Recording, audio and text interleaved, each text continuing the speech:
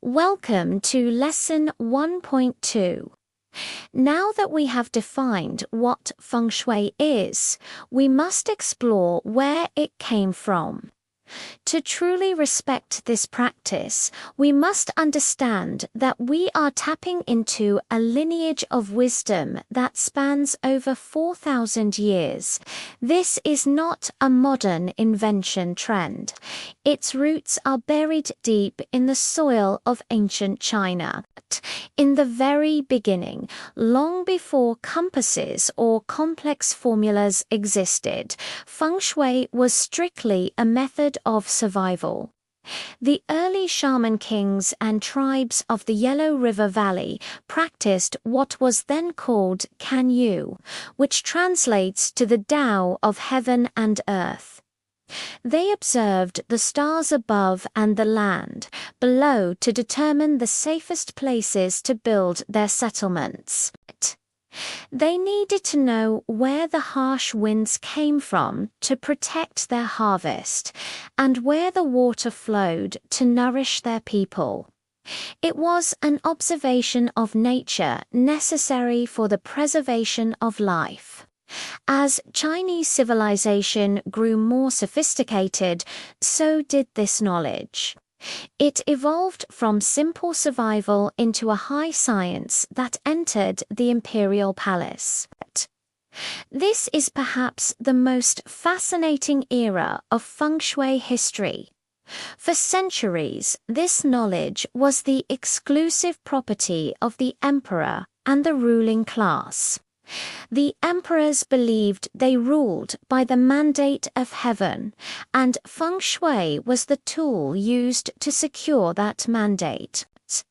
The capital cities, particularly the Forbidden City in Beijing, were designed with rigorous Feng Shui precision to ensure the longevity of the dynasty and the absolute power of the ruler. During this imperial era, Feng Shui masters were highly respected officials, but they lived under a heavy burden. The knowledge they possessed was considered a matter of national security. It was strictly forbidden to teach these secrets to the common people.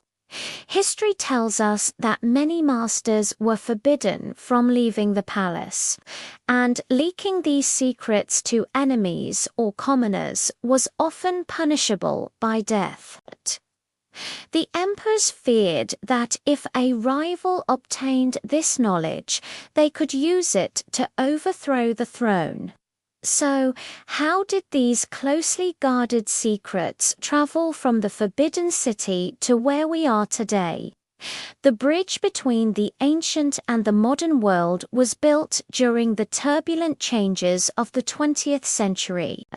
With the fall of the last imperial dynasty and the subsequent rise of the Cultural Revolution in China, many traditional arts were suppressed. Feng Shui was banned and labeled as a feudal superstition. To save this heritage, many great masters fled mainland China. They took their ancient texts and their lineage secrets and escaped to Taiwan, Hong Kong, Malaysia, and Singapore. It was in these places that Feng Shui was preserved and, for the first time, began to be offered to the public and the commercial world. The final stage of this evolution is the journey to the West.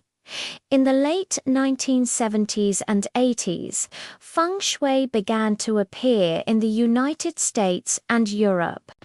However, to make it marketable and easy for Westerners to digest, it was often stripped of its compass formulas and simplified into what we call pop Feng Shui. While this helped spread the name, it lost much of its potency. Today, however, we are seeing a renaissance. We are now in an era where the authentic classical systems, the same ones used by the emperors, are being taught openly. that you are part of this new wave of students who are reclaiming the deep scientific roots of the practice. As we move forward, remember that the techniques you are learning were once secrets worth dying for, and now they are tools for you to build a better life.